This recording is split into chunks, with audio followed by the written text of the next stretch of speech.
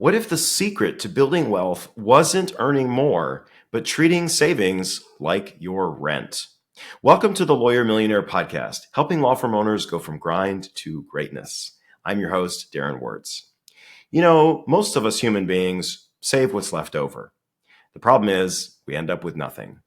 With unpredictable income and the pressures of running a law practice, saving often becomes an afterthought for many law firm owners. But what if you flipped the script and treated savings like a non-negotiable bill? Hey there, and welcome to the show. I'm so glad that you joined us today. First, a quick plug for our book club. If you want to sharpen your money mindset and connect with other law firm owners who are doing the same, join the Lawyer Millionaire Book Club. Each month, we dive into a powerful read each quarter, we dive into a powerful read that fuels your growth in business, wealth, and life. In fact, right now, we're reading Shoe Dog by Phil Knight. We have over 80 members in the club. It's totally free, and you'll walk away with real strategies you can use. Sign up now at lawyermillionaire.com.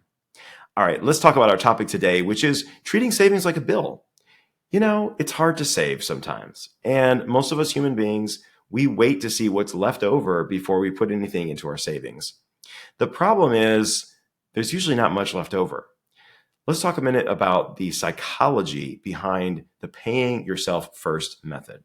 And profit first is the same concept. If you're familiar with the profit first methodology, which is treating your profit as a priority and setting aside profit first before all things. Well, I've been an advocate of that same concept for years in your personal finances as well. Most people treat savings as optional or left over. But think about how you think about your mortgage payment or your rent, right? Those are non-negotiable bills.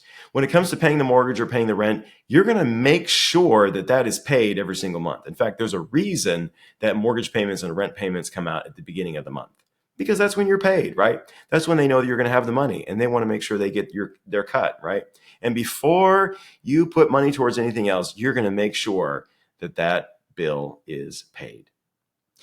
Well, let's rewire our minds, right? And let's think about savings in the same way. This is a behavioral trick that we can play on ourselves. People take bills a lot more seriously than goals. So why not treat your savings just like a bill? That's going to make you more consistent, more intentional, and ultimately more successful. And you know what? Your savings is a bill. These are bills you're going to have to pay in the future. You're putting money aside for future bills. So you can think of it that way. You're treating your future self the right way. Well, law firm owners often struggle with savings. And there are some reasons why. First of all, irregular income, right? As a business owner, you have fluctuations in your revenue. Some months are good, some months are not great. Income is up and down and all over the place.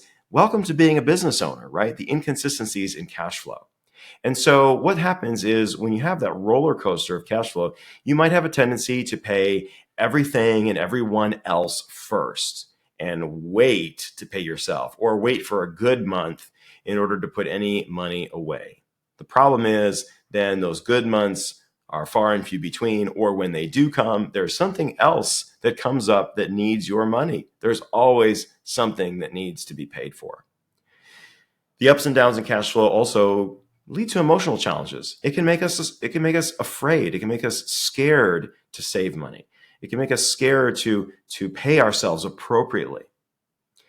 And a common mistake I see among many law firm owners is prioritizing cash flow over personal wealth, right?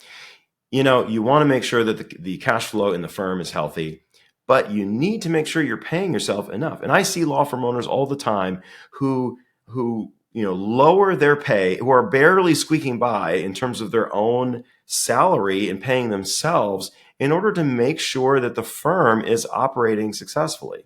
If that's happening to you, there's a problem, right? And we've got to fix the cash flow issue in the practice. If you're not paying yourself first, you're running a business that feeds everyone but yourself. So that's kind of a different topic, right? Making sure that you're paying yourself in your practice. But the same concept applies to your personal finances as well. So why should we treat savings like a bill? Well, savings is a bill, as I mentioned, to your future self. Your future self is going to have bills. housing, healthcare, lifestyle, possibly helping your kids or grandkids. If you ever plan on retiring, you're going to have bills, right? So by skipping savings and not putting the money in the savings accounts, in the retirement accounts, in the investment accounts, you are skipping out.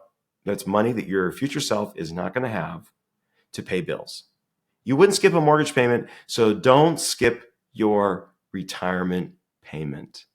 Be nice to your future self. In fact, think about that when you're setting up your savings, when you're putting it on autopilot, right?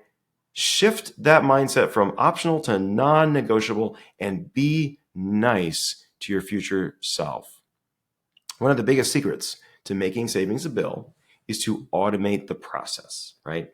And if you work at a big company, this is easy for you because many times you have a 401k plan, and sometimes you're just automatically set up, and you're automatically set up with a certain percentage, and that percentage automatically goes up each year, and you're automatically put into a certain target date fund.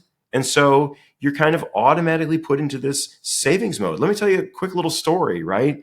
In a former life, I was a teacher. You may or may not know that. I taught 8th and 9th grade science for 5 years in Cincinnati, Ohio. It was my first career. One of the magical things about teaching is I learned the power of savings, right?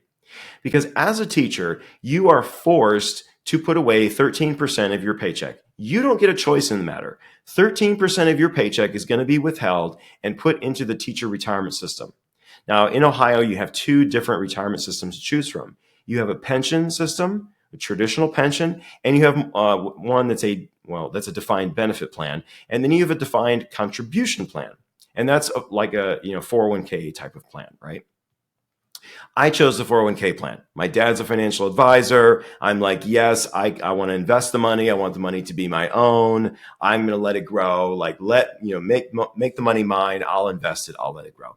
Now, the other cool thing is that the state matches dollar for dollar. So as a teacher, 26% of your paycheck is going into retirement every year. Now, I only taught for 5 years. And the first year, I only made $36,000. But at the end of 5 years, I had way more than a year's worth of salary saved up. I think I had close to $70,000 saved up in a 5-year time span. Because not only was I investing, it was growing. But that is the power of compounding. Now, as a teacher, I was poor. I did not have 2 nickels to rub together or 2 dimes or whatever the phrase is, right? But because I was forced to save and had no choice in the matter, I was able to accumulate a lot of money. Gosh, if we could just all do the same thing. If we could all just lower our lifestyle by 13% and take that 13% chunk and sock it away in our investments, wow, we would really accrue some wealth, wouldn't we? That's the power of automating the process. Set up an automatic transfer from your checking or savings into your investment accounts. Autopilot removes the emotion and it removes the inconsistency. And use tools to help you. One of my favorite tools is Ally Bank. Ally is an online bank. They don't have any locations, but they make it really, really easy to set up multiple accounts. So, Profit First, I'm a big fan of the Profit First system. You can use the Relay Bank. I use Relay Bank. To help me. They make it very simple to set up separate accounts and automate the process of your cash flow. You can do the same thing in your personal life with your personal cash flow. Unfortunately, Relay doesn't do personal bank accounts. I wish that they did, but Ally does personal bank accounts, and you can set them up very, very easily. You go on your computer, you type a few buttons, and boom, you can set up a new account. Traditional banks, they make it such a tedious, long process to set up accounts. I don't know why it is. Brick and mortar banks are just so difficult to work with. Ally is great, right? You can set up multiple accounts for your different savings purposes, and then they have different savings tools. So they can round up your purchases and then take those extra pennies and sock them away in your savings. And then they have this like automatic feature that can find extra savings for you and sock it away into your savings account for you. So it's a really powerful tool. And then the other thing I like is, much like the Profit First system, you can divide up a bank account into percentages and you can distribute money in percentages to sub-accounts within an account. It's banking-based budgeting, right? So you can have within your main savings account or checking account, you can have a mortgage sub-account and a grocery sub-account. And it's pretty cool. So anyway, Ally is not a sponsor of this show. I just like them and I use them. So there you go. That's one tool. There are a lot of other tools that you can use as well. And, this is one of the great benefits of running payroll. Once you get to the step where you're running payroll for yourself and running payroll for your business and you're putting yourself on payroll, is that you can then automate this process, right? You can set up a 401k for your business. You can participate in that 401k, and you can automate the process of putting money into your 401k as a participant in the firm's 401k plan. So pick a day each month and make that pay yourself day, right? But better yet, automate the process. Go right now and set up an auto pay, right? Set up an investment account and set up an auto pay. It could be $10 a month. I don't care. Just get it going. Systems really are the secret. And for law firm owners, systems are the name of the game. Make sure you're paying yourself a salary. And, if you're an LLC and you're taking a draw, make sure it's a consistent draw, right? A lot of times I get questions from law firm owners about how should I structure my draw? Make your draw monthly. Figure out what you need in your personal life to meet your expenses and make that your income. You can do it, right? Set it up on auto. There's no reason you can't set up an automatic monthly draw for yourself. You're running payroll, have a draw on top of that for yourself, and by the way, this is just a caveat, but oh my gosh, I was watching TikTok the other day and I saw this ridiculous TikTok video about running, how you shouldn't run payroll. If you're an LLC, you should take draws instead. And if you're running payroll, it's illegal and the IRS will come get you. Okay, so this is a sidebar, but don't get your tax advice from TikTok. Although I am on TikTok, so anyway, sidebar there. But systems, right? That's where running payroll becomes very, very beneficial for you because you can have an automatic amount of money going into a savings account for yourself. And, much like the Profit First system, you can use percentages in your personal life, right? If your personal income is fluctuating, you can use a percentage-based system, and you can have a certain percentage go into this account for bills and have another percentage go into this account for general spending and have another percentage go over here for your savings.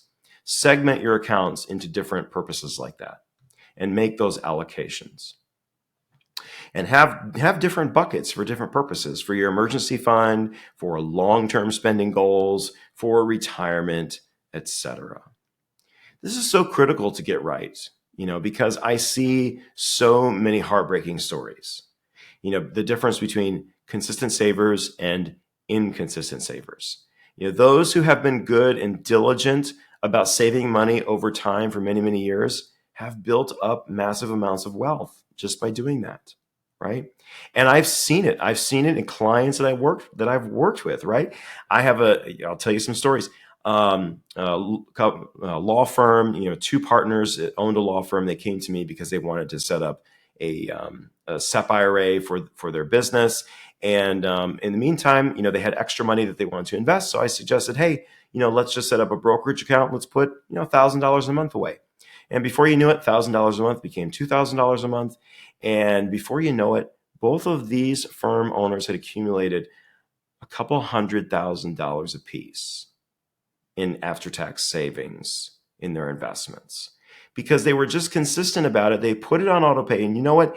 Even if it's a stretch, even if you have to undo it sometimes, don't worry about it. In fact, this one client of mine, sometimes once in a while, he reaches out to me. He's like, hey, you know what? Oh, can we skip this month? Because this month things were a little lean. And then we'll skip that month for him, right? But setting it up and having it that way makes it like you just know it's coming out and it's non-negotiable. So schedule it, make it real, make it happen. Some common objections that I get. I can't afford to save right now. Maybe you're thinking that right now. Maybe you can't afford to save right now. But let me reframe that for you. You can't afford not to.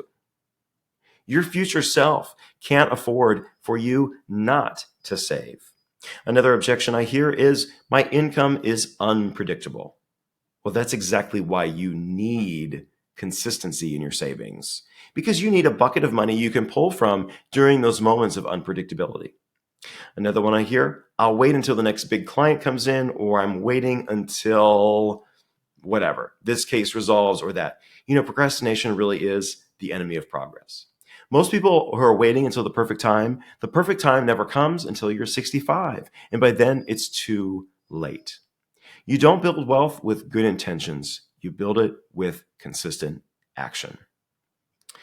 Tools and tips. Well, bank accounts. I really like the Ally Bank. There are other bank account systems out there like that. Make sure you're using a bank that makes it easy for you to set up that automation process and use apps and things. We really like the Monarch Money app to track your savings and track your goals, and consider some kind of a profit first system for yourself and for your law practice. You can do the same thing. In fact, I do this in my own personal life. My partner and I, we have one account. It's called our spending account. And a certain percentage of monthly income goes into that spending account. Now, the beautiful thing about having that that special spending account is I have zero bills that come out of that account.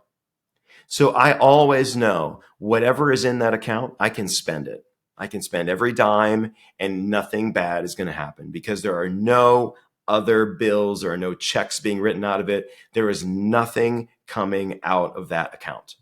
So just a little helpful hack for you there. Maybe that's helpful for you in managing your own savings. But here's my challenge for you today. This week, treat your savings like a bill. Set up an automatic transfer or increase your automatic transfer. Even if it's just $100, make it non-negotiable. Your future self will thank you. I guarantee it. Building wealth isn't about luck or hitting some big payday. It's about creating habits that compound over time. When you pay yourself first, you're not just saving money, you are reclaiming control, creating peace of mind, and building a future where you aren't chained to your practice. Wouldn't that be great, right? Not a future where you don't necessarily not practice law, but a future where you have the freedom to do whatever you want because you are not chained to your practice, to your business. And so many businesses, for so many business owners, so many law firms, for so many law firm owners, become traps that we are chained to and unable to escape from. Freedom, that's what we're all about here. If you want help setting up systems like Profit First or cash flow systems for your personal life, or creating a business plan that aligns your personal and financial goals, jump on a call with me, and I would love to share with you how we work with our clients and show you our one-page strategic business plan. The link to book a call is in the show notes. Also, if you enjoyed today's episode, leave us a review. It helps more law firm owners find the show. And finally, don't forget to join our book club. Just go over to lawyermillionaire.com and click on community up at the top. Well, that's a wrap for this episode of The Lawyer Millionaire. I'm your host, Darren Wurz. It's been great being here with you. I wish you great success. See you next time.